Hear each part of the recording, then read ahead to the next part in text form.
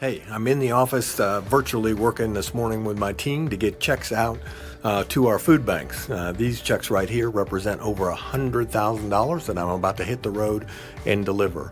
And it's just a piece of close to $200,000 that the Community Foundation will be sending out this week. In total, close to $350,000 so far in 2 weeks to support those folks on the front lines that are doing the work against this coronavirus. But we need more help. We're pushing out $150,000 to $200,000 every week, and we need to raise more money because we all have figured out this is going to take a little bit longer than we thought. So please visit our website at www.cfneg.org to give a donation to our Coronavirus Relief Fund.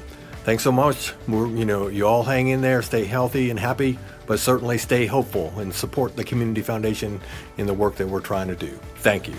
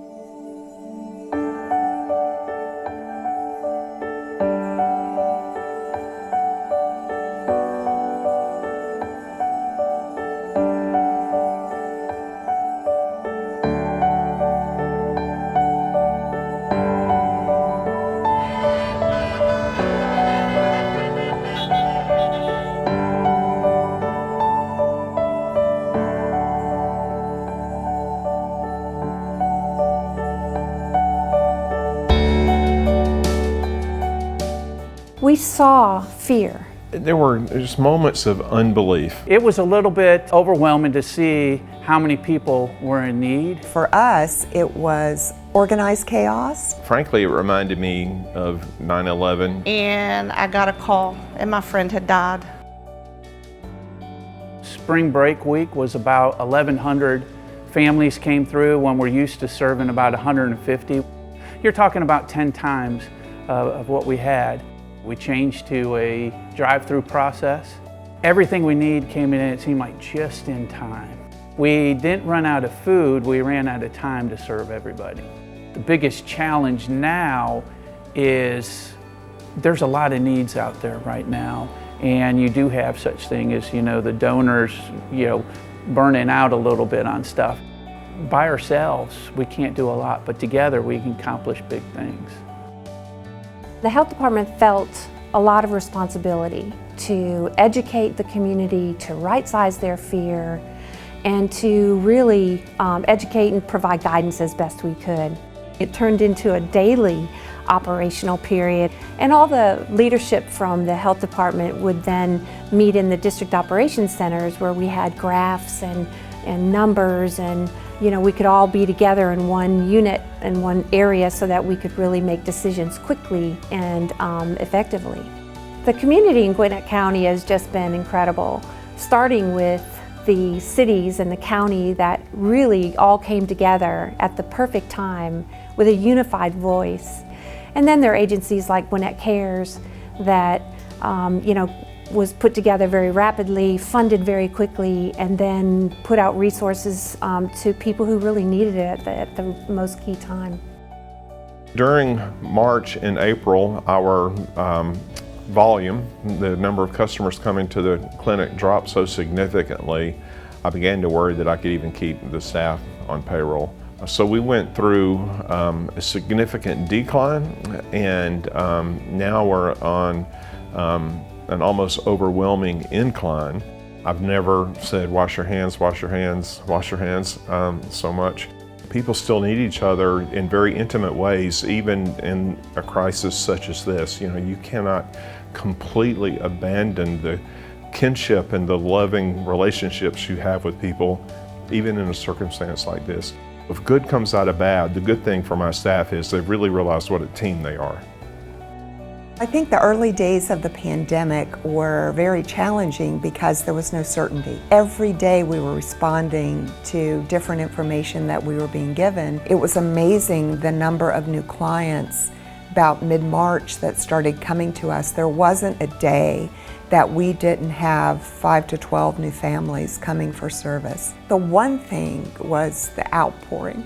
I'll cry because this is emotional. The outpouring from the community of donations of food or cash to let us provide services was just overwhelming.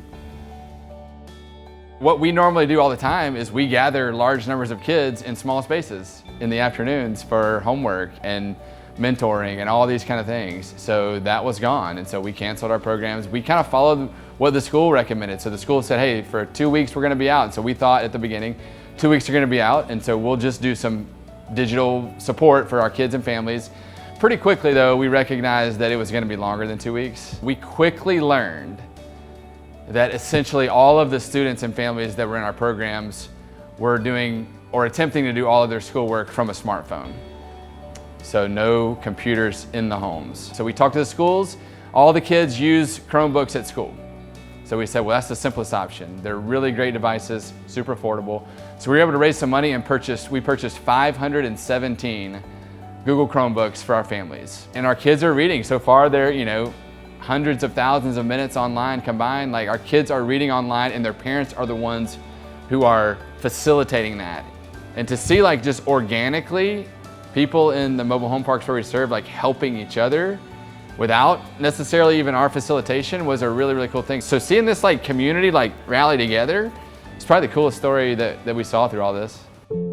There's a man on our board of directors who's a very close friend of mine, and him and his wife were in Gwinnett Medical Center, and they had contracted COVID. and they were basically fighting for their lives throughout the month of March. It was Friday, April 3rd. It was the single largest day that we've ever experienced at the co-op as far as traffic coming through. We gave away more food than we ever have. And I got a call, and my friend had died that morning. Well, that morning, sweet Britt from the Community Foundation had invited me to go on a call and to speak to some of the fund holders and to tell them thank you, because, oh my goodness, it's just taken a community to keep us going, and we're so grateful. So I go, get myself settled, get on the call, and Dr. Arona is on there, and she's giving us her update, and she was telling the numbers, and then she said, but unfortunately, we're gonna have to add 2 more. And I sat there knowing that it was my friend. And the reason I'm sitting here in this ministry even doing this is because of him. So after Dr. Arona spoke, it was my turn to talk, and I just told him. I said, I want to tell you about one of those 2 numbers, and I told him his name, and he was a good man, and that we would serve that day in his honor. Dr. Arona, one of those 2 new deaths in Gwinnett County was my dear friend that hired me to work here. I'm so sorry, Laura. 2008, so it's just a very ironic, hurtful morning. But you know what I said? That I would hold it together until I left, and I did. The second I closed my car door going home, I let it out. But some of my favorite stories, I'll tell you my favorite day. We noticed there was a mom driving, and her teenage son was sitting in the front seat. And he had his cap and his gown in his lap. They had just gone and picked it up. There was not gonna be any graduation. There wasn't gonna be anything. So what we did is we stopped the flow of traffic. We went and got a speaker. We hooked it up to the iPhone, and we played, is it called Pomp and Circumstance? Dun, dun, dun, dun, dun. And he put on his cap and he put on his gown, and we had him march up. All the volunteers and some of the clients were clapping and clapping and clapping and clapping. Someone had just happened to give us a $100 Visa card. So we scrambled real quick. All this was like in 10 minutes. We presented him with the gift. We didn't have a cake, but we had a bag of Chips Ahoy. So we gave him a bag of Chips Ahoy and a bag of Jolly Ranchers. And yeah, so it was the sweetest moment. His mama cried, and it was just the right thing to do. Enjoy your Jolly Ranchers, my sir. Okay, everyone, Taekwondo! Woo!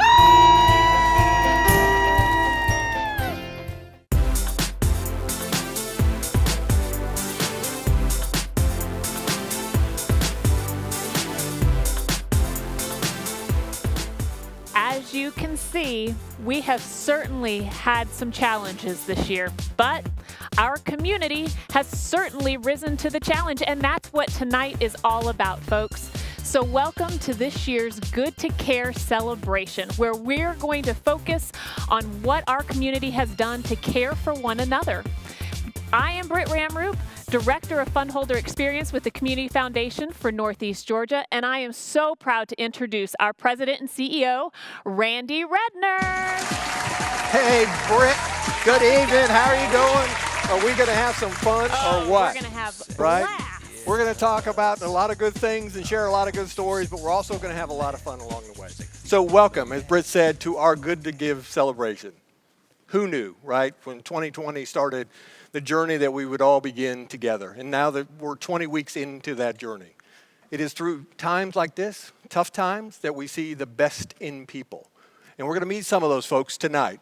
And we're going to start with, right now, Dr. Audrey Arona, the head of our health department. Audrey, come on down. I feel like the price is right here. Hey, welcome. So good to see you, Audrey. Audrey, I never know, is it fist bump, hip bump, whatever, have a seat, young lady. Great to see you, Randy. Great to see you, and thank you, for joining us this evening. Couple of questions for you right off the bat. In this journey that we're all on together, there's some personal moments that happen.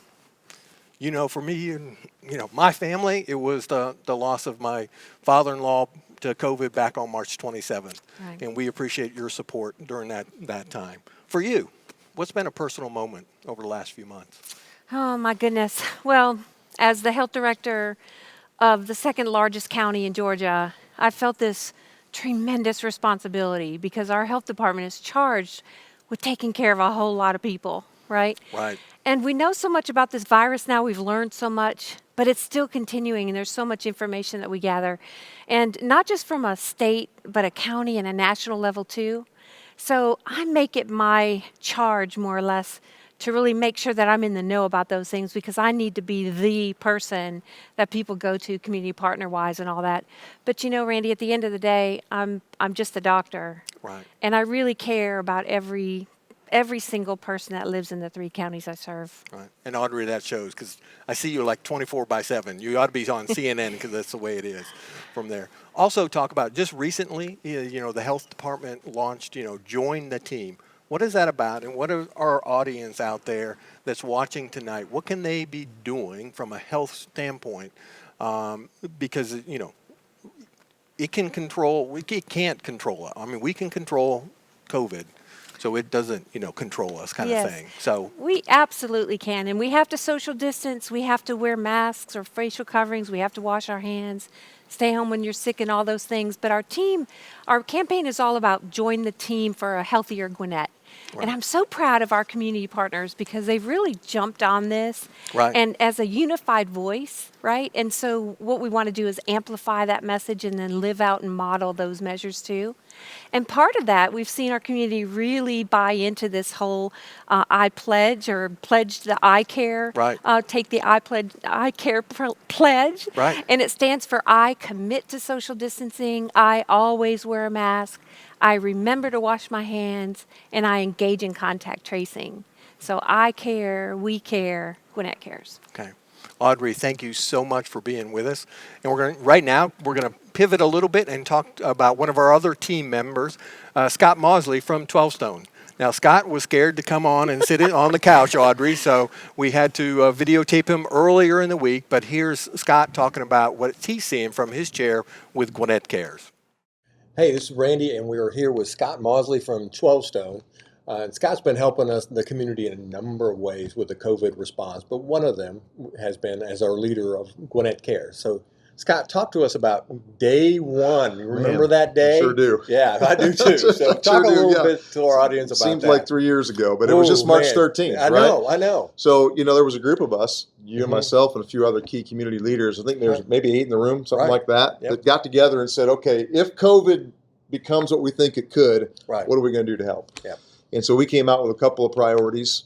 And three priorities specifically. And then we were talking about food and supplies. That was a big issue. And then we talked about money. We need some money. Yeah, right. I mean, yeah. We need inventory of 3 things. Exactly right.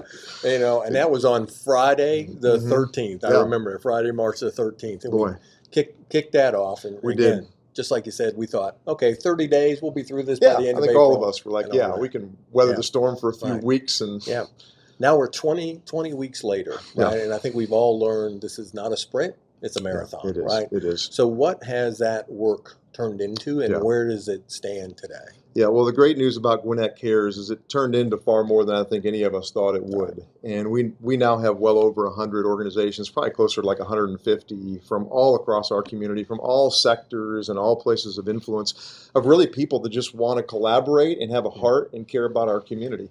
So Gwinnett Cares is kind of funny because, you know, it's not an organization. It's not a, you know, it's none of us have a title or a checkbook, right? I mean, no T-shirt. Exactly. We have a logo, but but really it's a collaborative heart of organizations that say we really want to not just do this on our own, but we want to do this together. And so there have been so many connections that have been made. It's been fascinating. There's stories that come out that we don't even know about, right? I mean, it's just hundreds of stories of what's happened as people come together and say, hey, I've got this resource. Do you need it? And willing to share across a lot of directions. Yep. And what are the 5 specific teams? Yeah. So early on, you know, those first couple of weeks, you know, we ended up with about 100 people on a Zoom call, and it's 100 people on a 1-hour Zoom call is not very efficient. So we realized pretty quickly we were going to have to move to these subcategories and teams. And so now we have a team around food. We have a team around housing and homelessness. We have a workforce team. We have a healthcare team. We have a multi-ethnic engagement team, as well as a marketing team, and then still a fundraising side. So what's that, total of 6 teams now? 6 or 7, somewhere in there, with each one being led by a key community leader that is owning that area to keep driving forward with these big needs that we know that some of them are still on the horizon in some big ways. I mean, we got a lot more to go. So let's make that transition here to, you know, what do you see in the future? Again, we're sitting here on, you know, it's going to be right around August 15th when they see this, Good2Care Celebration, but Yeah. looking forward through the rest of the year and even into early 2021. What do Yeah, you see? well, I think there's a lot of big cultural conversations, right? We don't have time to go into that right now, Right. but I think the things as we look at the next 6 months, we've got to keep getting food and supplies into the community. The next big wave is housing and homelessness. We got to figure out how to help our families, especially our vulnerable families, find a place to live, put a roof over their head. We know that we have to engage with healthcare and keep figuring out how do we get the messages out there. And of course, Dr. Arona and her team doing a great job, and Tom Right. Shepard is leading that team for us. And then lastly, we know that the education of our kids, right, is a very important Right. piece of this. And so those are really the four big priorities I think that we have to really pay attention to. And then I would say a fifth, I guess, too, is getting our people back to work, right? I Right. mean, that's a big aspect of what we got to do. So. Yeah. Big work. Like we said, it's no longer a sprint. It is a marathon. It's going to take a long time. It is. So we Yeah. appreciate your help and your great work on Gwinnett Cares and what we're doing to make, get by this COVID crisis and back to life at some Yeah, point man. in the future, folks. Yep. Thanks, Scott, for all your hard work. We really couldn't do it without your wonderful leadership. Up next, we want to introduce you to some amazing community partners. They really stepped up in the beginning of COVID and pivoted what their organizations were doing to make sure that they were helping those who they serve. One of those organizations that made the huge pivot was Corners Outreach. Take a look at this video. You've heard the medical experts say this pandemic is not going anywhere for a while, and that means masks will stick around too. And while many have lost their jobs because of coronavirus, a Gwinnett County nonprofit found a way to get people back to work at home to help stop the spread. And we're at probably about 200 a day right now. Mari Ladson is the program director for Corners Outreach. During the coronavirus pandemic, many of the families they assist lost their jobs. And with children home from school, employment options were slim. Our communities don't want anything for free. They want that opportunity to work and contribute. Enter the More Than a Mask initiative, funded by a grant from Welcoming America. Sewing machines, material, and women at home ready to work were all that was needed to get moms like Elvira Diaz back to work. 2 months without work and with bills to pay, the mother of four learned how to sew and take on this at-home challenge to provide masks for the community and an income for her family. It's a way to help, by employing, but also help by protecting our community. A team of about 15 mothers are at home making masks, contributing during this pandemic and earning a living wage. Elvira is proud of what she's doing, especially because it helps others. I think they're doing an amazing job sewing these masks with a lot of care and love. Oh, and it shows. The group is also donating 1,000 masks to farm workers in South Georgia. Elvira told me there was a bit of a learning curve, but now she really is in a groove with sewing these masks and feels so good knowing that she's contributing to the community as well as her family. So if you'd like to check out the More Than Masks project, you can link up on WSBTV.com. Just look under links mentioned on Channel 2. Brett, great video on, the More Than the Mask campaign from our friends at Corner Outreach. And that leads up to the time to bring in the main guy from Corners Outreach, Larry Campbell. So Larry, come on, join us down here.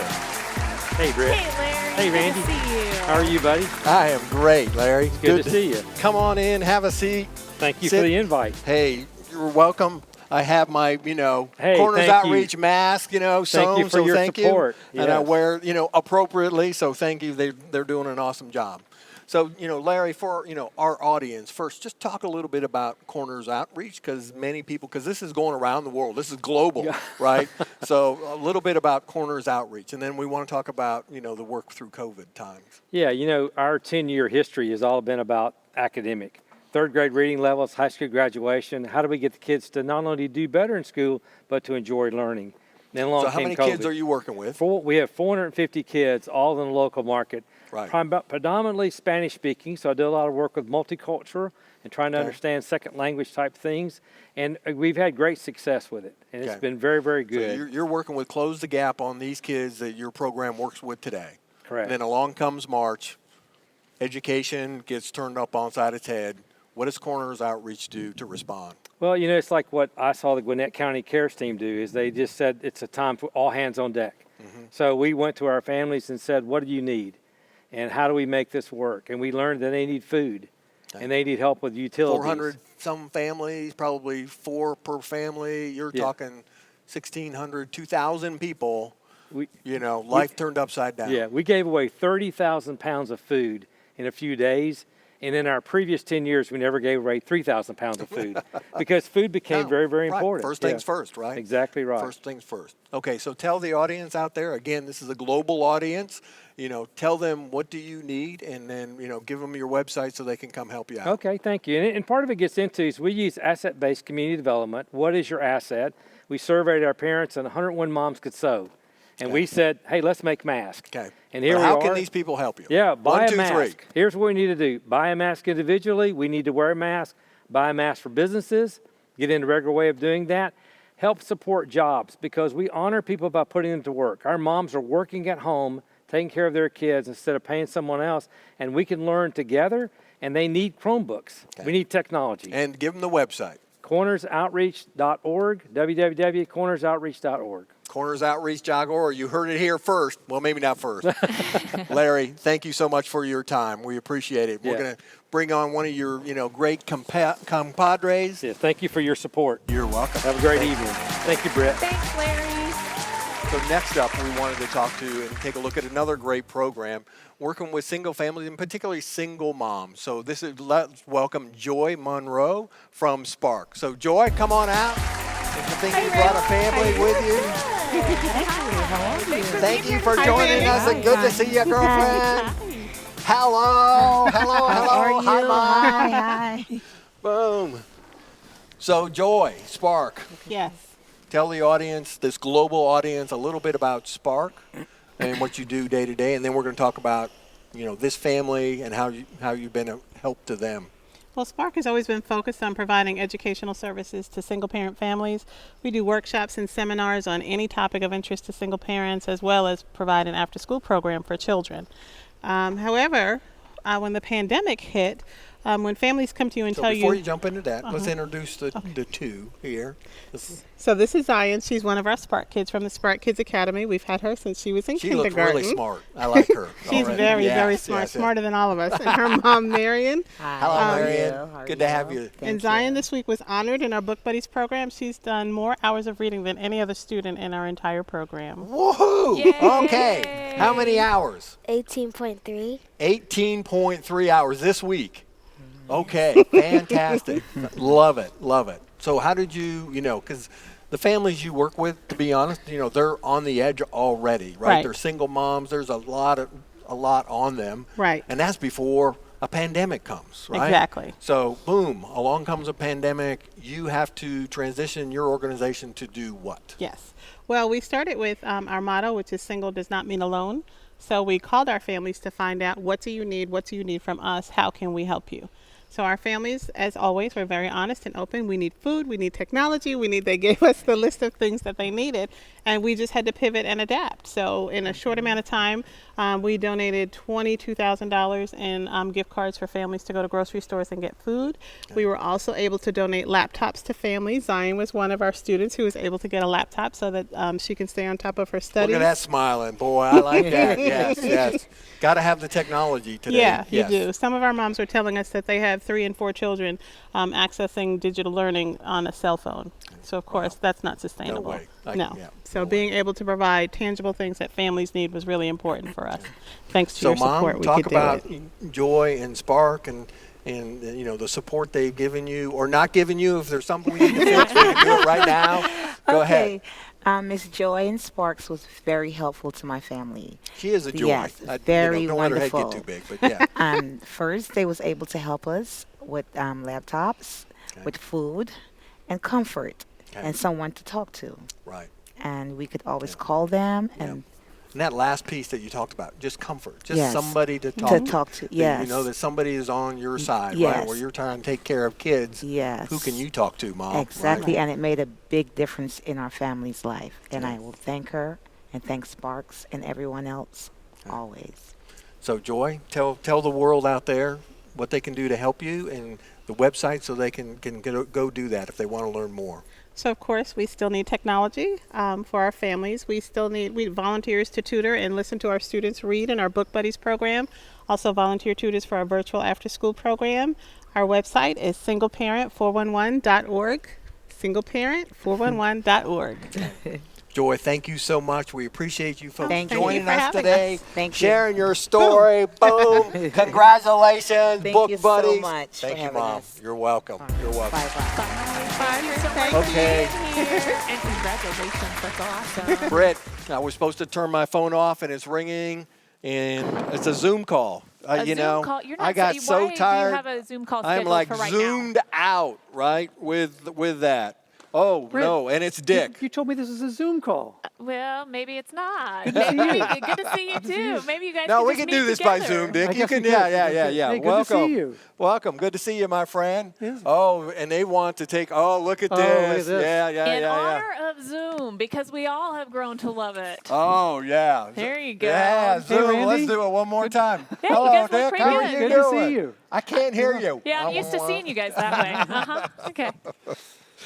Well, this is a great evening you arranged. It's been a fabulous evening, and just a lot of good going on, despite all the challenges. Again, and sometimes in the worst of times, you see the best in people. Absolutely. So along the way, somewhere on January 1st, you became the new board chair for the Community Foundation. I did. You had all these plans, that we're going to do and continue to grow, and then mid-March hits. So what did you see, and what did the Community Foundation need to do? I'm just so proud. As you know, my wife Deb and I have been fund holders at the Community Foundation for over 12 years. I've been on the board for 7 years, but I've never been more proud of this organization than I have the last 5 months. Under your outstanding leadership, All together. we have worked together to address these needs very quickly and quite deep right immediately. So it's been wonderful to work with you and the board and the staff. Right, yeah, a number of things, the coronavirus relief fund, raised $1 million in 60 days. We've given out over 800,000 of that, just amazing. And that's just one piece, the leadership piece, again, through our board, through our staff from that. But this point forward, we're 20 weeks in, right? It feels like 20 years for all of us because we've all been working so hard. But we probably have more, it's longer in front of us than behind us, Dick.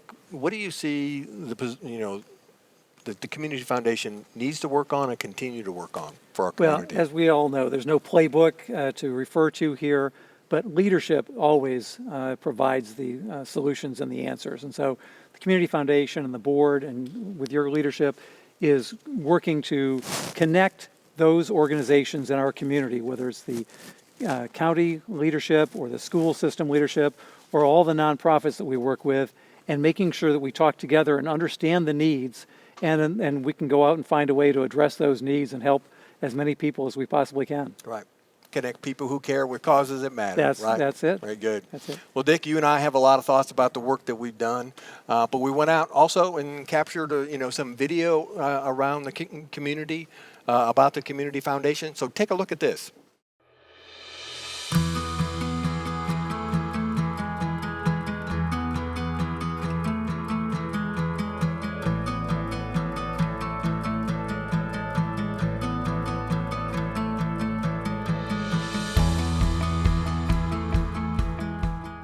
Our response was multiple level.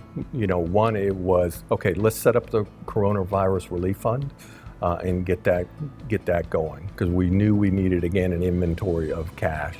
Two, it was leadership, right? Where our strategy early on was we are going to be first and we are going to be fast. We are, the first responders of philanthropy, right? Again, other folks were going to come, but it was going to be a while. So we needed to figure it out, and we needed to figure it out quickly. I called Tom Abernathy, and I said, Tom, I need somebody to make a lead gift.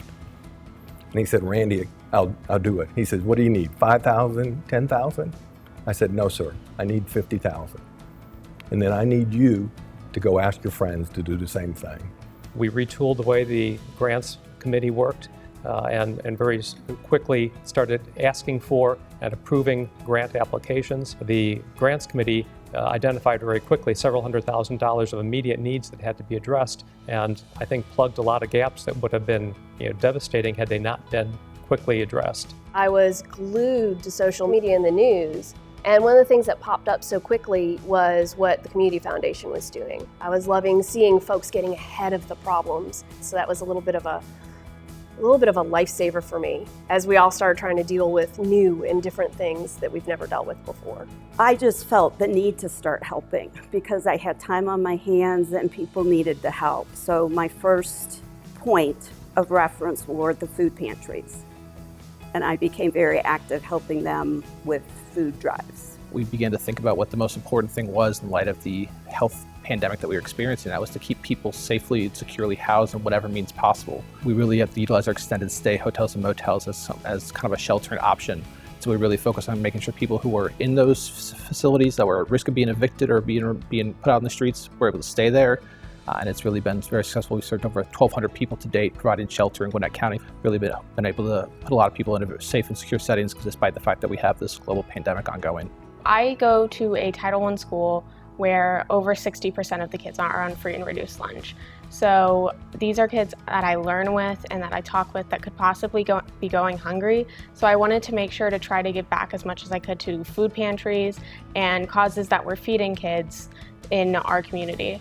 So what I started to do was I posted on Nextdoor, put cans out in a bag, and I will come around and I'll collect them, and I convinced my older sister to drive me around so I could collect cans and put them in the trunk, and then we could take them to the food bank. So my girls, Maddie and Alex, they're both in Gwinnett County schools, and so they were on digital learning, and they were home. So I needed things to do. Again, I wanted to do something productive, and they like helping with projects. They like sewing, they like making costumes. Why not make masks?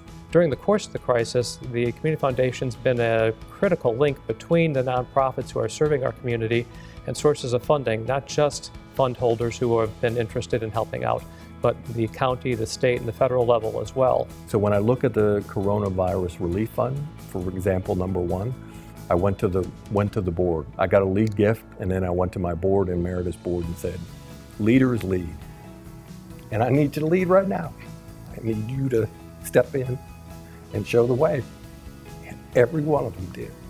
To the level that they could, they jumped in from there. So we've been able to raise just a little over $1 million.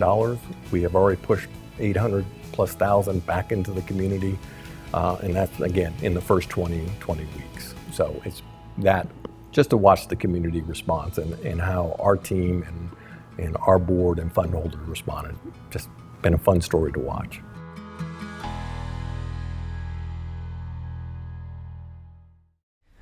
We have been so privileged to be able to help in so many different ways, just like what you just heard about.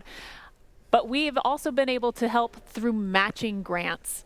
And to tell us a little bit more about one of those matching grants, Randy has some special guests here tonight. So Randy, who do you have on the couch now? I don't know about special, Britt. Let's not go too far. Jen is definitely special, David, Mayor Steele, I don't know about. But, yes, this evening we got Mayor Steele, who's also a board member of the Community Foundation, joining us. David, thank you for that. And then Jen Young, who is the Executive Director of Impact 46. And what I want to chat with you guys about is, in the middle of crisis, many times there's opportunity, right? And you have to look for that.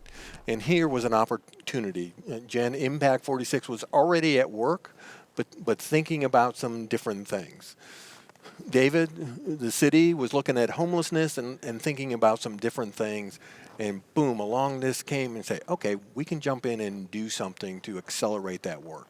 So talk about what the city did, and then Jen, you can, weave in the Impact 46 work.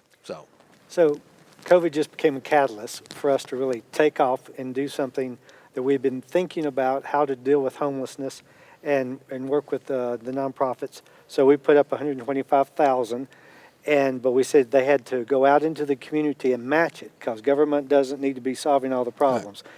But when you called me, you wanted $4.2 million. So you matched. Never give you the full story. Yeah. But it just worked out great with the community coming together and being able to take care of these people in this dire time, right. And then look further down the road for a long-term plan instead of a short-term emergency issue. Right. So, Jen, that matching, I can remember when you called me, you already had some matched, but you needed a way to close the deal. And as they do many times in our community, Clyde and Sandra Strickland, fund holders at the Community Foundation, said, we got it. We'll take it to the end. So they matched it to do what? We leveraged all our partnerships within the community and started the Lawrenceville Response Center to provide 3 months worth of housing assistance for our most vulnerable families in the city limits of Lawrenceville. And so with the matching grant that came very quickly, we were able to just jump right in. We didn't have to wait the usual amount of time, and we got to work and started helping families as soon as we could. Okay. And I think you have a little story, Absolutely. right? So we want to share one of our stories from our great families that we've been working with, and so we'd like for you to take a look at that.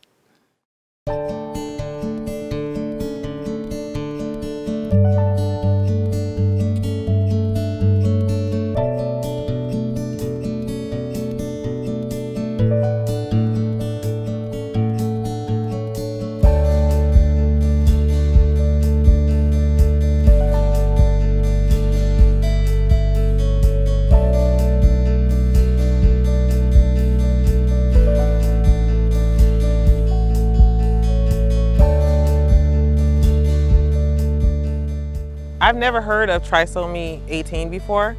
I was really confused by it when they told me. I had no idea what it was. I had to go and Google it, actually. Even in my discharge papers, when they finally released me, they said she would pass away before she's 5 weeks old at home.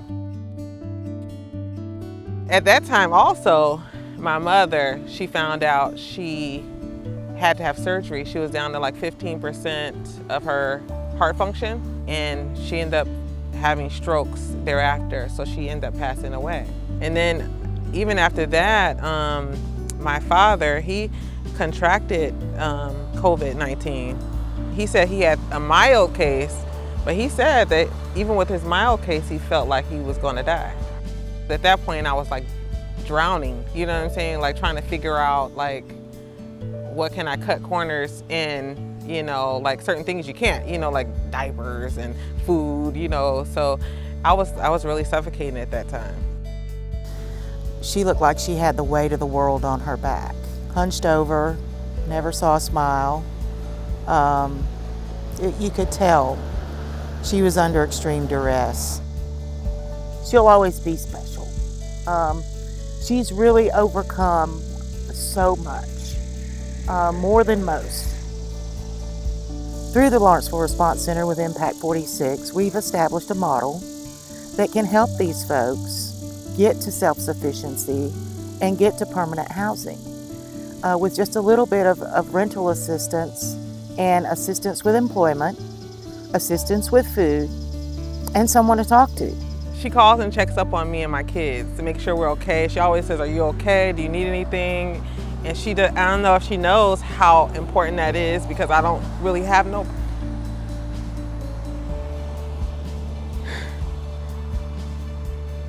It's hard being a single mom. And then when you have a support system that comes in and it's almost like you can relax on them, you know what I'm saying? Like and that's what she's been for me, you know what I mean?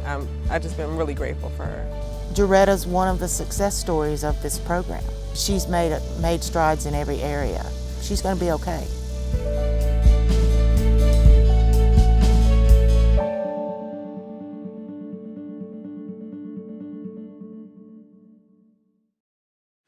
Welcome back, and I hope you enjoyed that video from Impact 46. It's just another great example of some opportunities that we've seen inside the challenges that we have. So, Britt, quick question for you. Quick answer. Yeah, okay. You've been with us for almost 2 years now, the Community Foundation. What's your favorite thing to do? Oh, man. My favorite thing, it's really the building of the relationships. And it ties all back to the tagline of connecting people who care with causes that matter. And the only way to be able to do that is just to know, understand, and have a relationship with our fund holders and with the community. And man, those relationships have come in really handy over the last 20 weeks, as you have pointed out. And we've been able to do some amazing things. And with those relationships, the Coronavirus Relief Fund, too. We were able to raise over $1 million. Pretty crazy.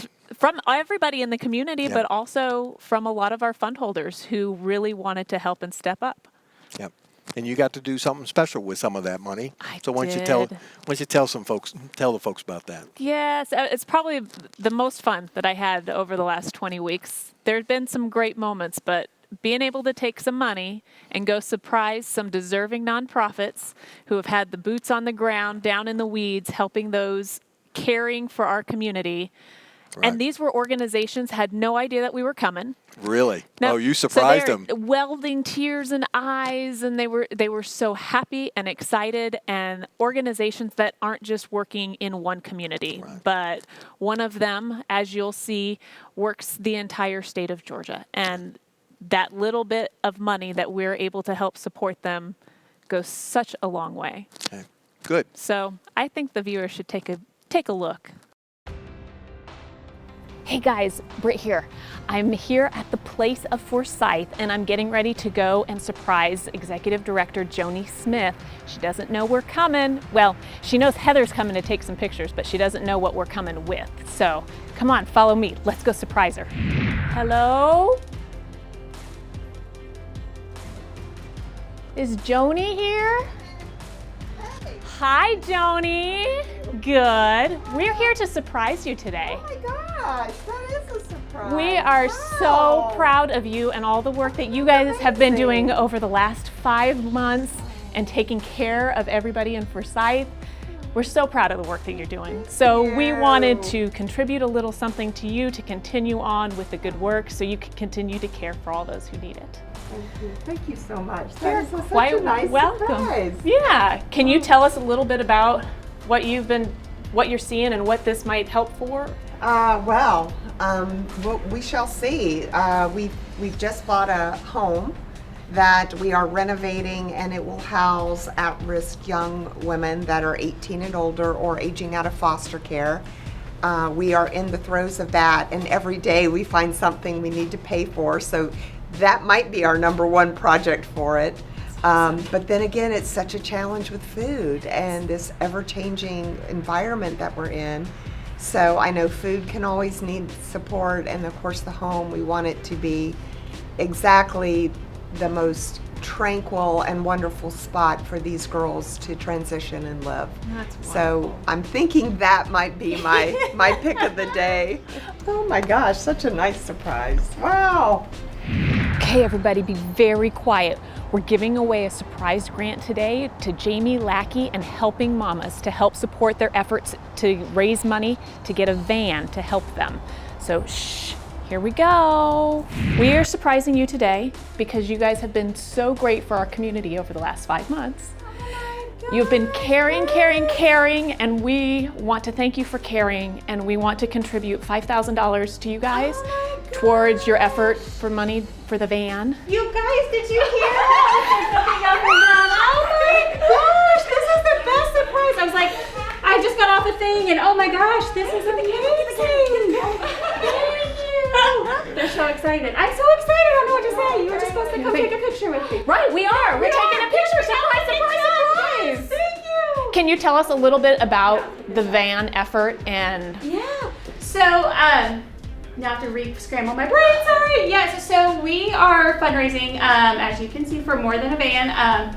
We have learned, we knew before all this, but we have learned in the last 4 months that the one thing that we critically need is a van to get to the communities. One of the things that we're always striving for at Helping Mamas is how does we go the extra mile? How do we fill that gap? And the way we fill that gap right now is a van. So having a van, having the ability to purchase it, maintain it, fund it, and keep it going will get all these baby supplies out to our community. So thank you. Yes.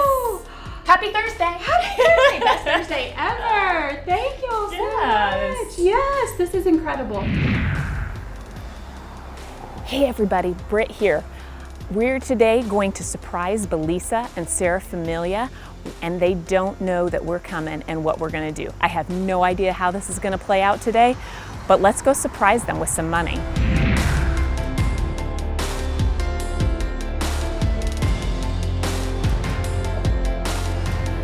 Hi, Belisa. Surprise!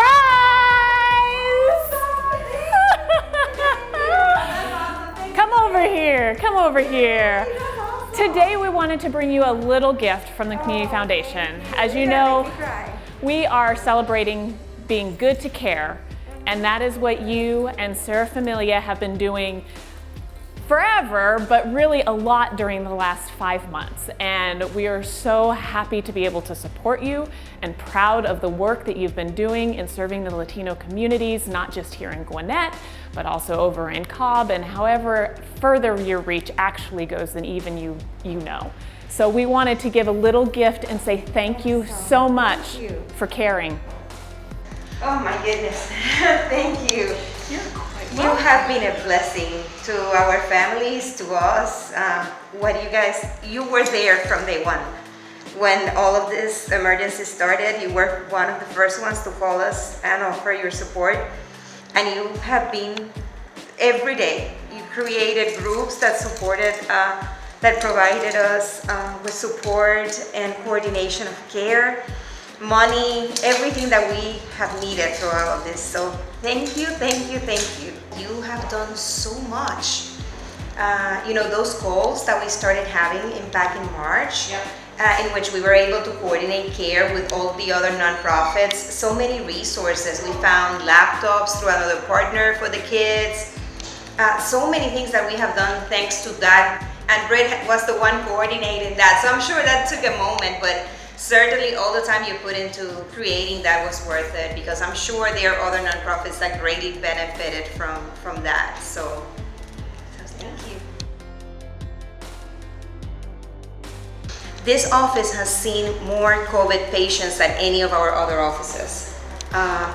Because in this region there has been many outbreaks of Latino families from the poultry processing plants and all of that. And once they discovered that we were willing to take care of them, we just do all the intake in the parking lot. So we do it safely for everybody. But we have seen a large number of COVID positive patients out of this office. It is good to care.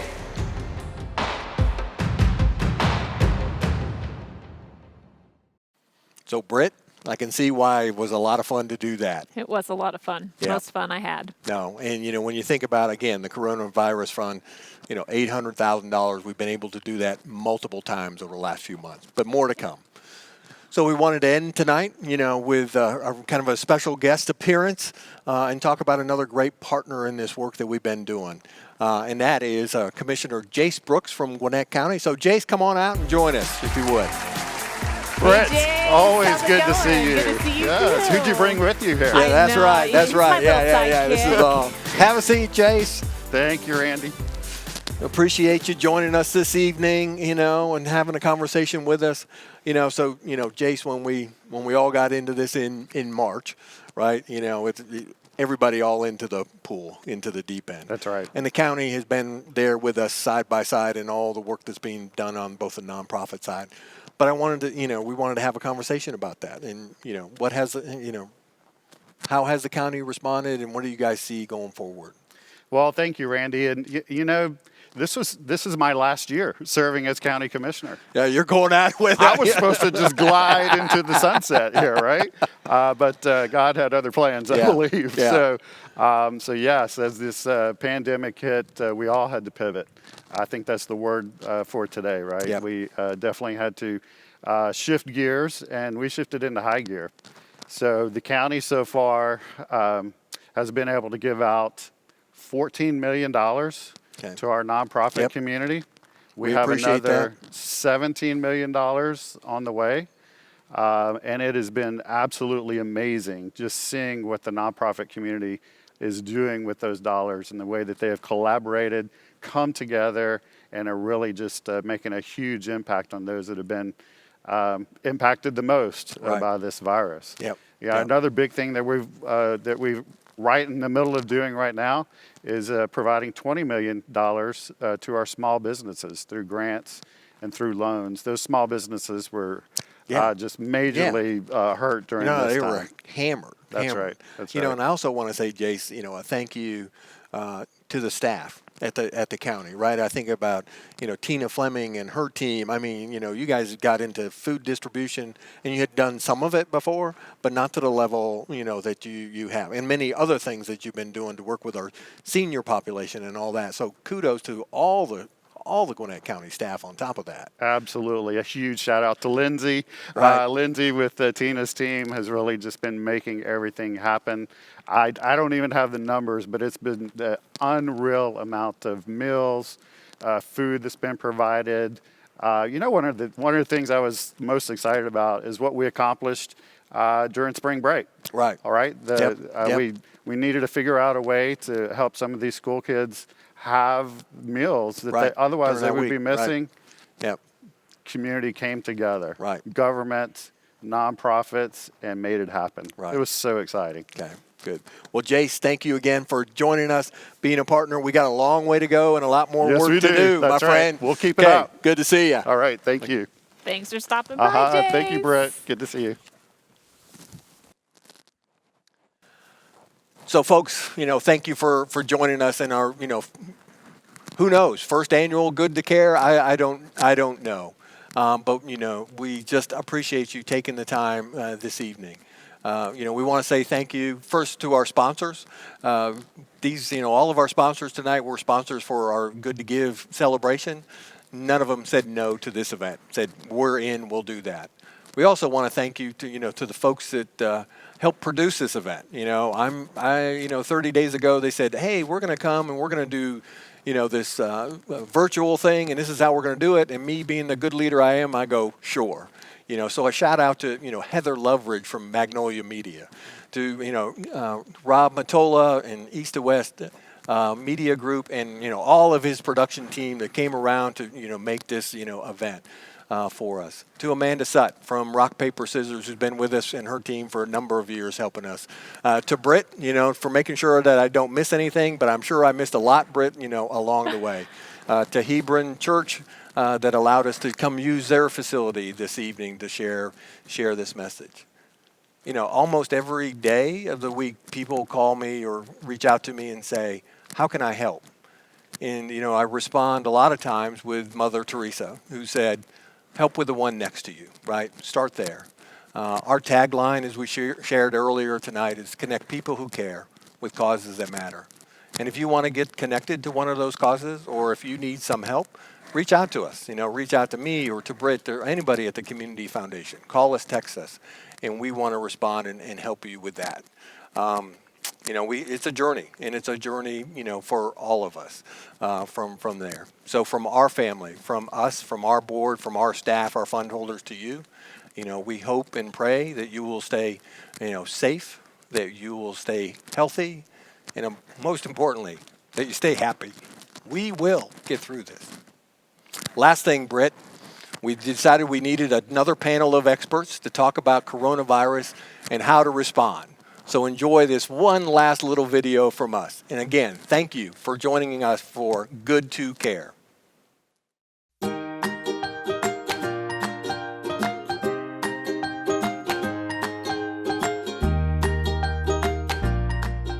Quarantine is to stay home. What is it? Do you know what quarantine is? Stay home and not go anywhere. Can you spell quarantine? No. What's quarantine? Quarantine is like when you get sick and you have to stay in your room so you won't get anybody else the virus. It's a bottle that you put water in. Okay. Interesting. Something that you can't stay next to each other. Mm-hmm. And you can't really touch them. You have to stay away from people at least 6 feet. You thinking?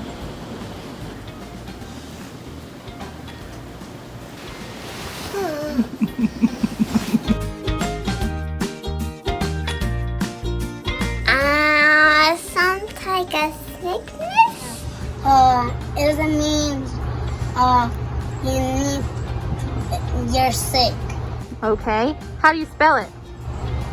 Yeah, it says you spell it. Okay. H-I. Good try. Coronavirus is basically the flu, but it's worse than flu. Okay. Can you say coronavirus? Coronavirus. It is sickness. Can you spell coronavirus?